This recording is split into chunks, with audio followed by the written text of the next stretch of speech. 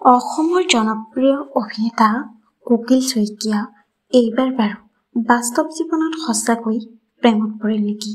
জনপ্ৰিয় অভিনেতাজন এগৰাকী জনপ্ৰিয় অভিনেত্ৰীৰ সৈতে প্ৰেমত পৰিল। কোন সেইগৰাকী অভিনেত্ৰী আপোনালোকক সবিশেষ জনাম আজি এই ভিডিঅ'টোৰ জৰিয়তে। গতিকে ভিডিঅ'টো অলপ স্কিপ নকৰাকৈ শেষলৈকে চাই থাকিব।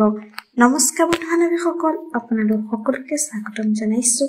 মই প্ৰতীক্ষাই SP নিউজ আছামৰ অন্য এটি নতুন ভিডিঅ'লৈ আপোনালোকৰ বাবে লৈ আহিছোঁ পুনৰ এটি নতুন ভিডিঅ'টো সকলোৱে আদৰি ল'ব বুলি আশা কৰিলোঁ।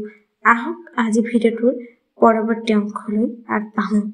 হয়, অসমৰ জনপ্ৰিয় অভিনেতা কোকিল শইকীয়া এইবাৰ প্ৰেমত পৰিল।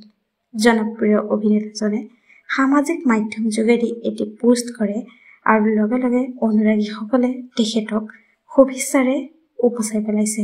বন্ধু-বান্ধৱীসকল, পোনপ্ৰথমে কমেণ্ট কৰি জনাব অসমৰ জনপ্ৰিয় অভিনেতা কোকিল শইকীয়াক আপোনালোকে কেনেকুৱা পায়, তেওঁ অভিনয় চাই কেনেকুৱা পায়, নিশ্চয় এটি কমেণ্ট কৰি জনাব।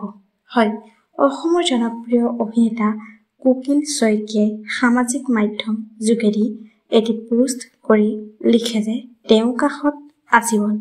এইদৰে এটি পোষ্ট পোৱাৰ লগে লগে অনুৰাগীসকলে তেওঁক শুভেচ্ছাৰে উপচাই পেলাইছে। সেইগৰাকী অসমৰ জনপ্ৰিয় অভিনেত্ৰী হৈছে স্নিগ্ধা ফুকন। বাস্তৱ জীৱনত তেওঁলোকৰ কিমান দূৰ প্ৰেমৰ কাহিনী আছে সেয়া আমি জ্ঞাত নহয়, কিন্তু এটি পোষ্ট শ্বেয়াৰ কৰাৰ লগে লগে অনুৰাগীসকলে জানিবলৈ দিছে যে তেওঁলোকৰ মাজত আছে প্ৰেমৰ সম্পৰ্ক।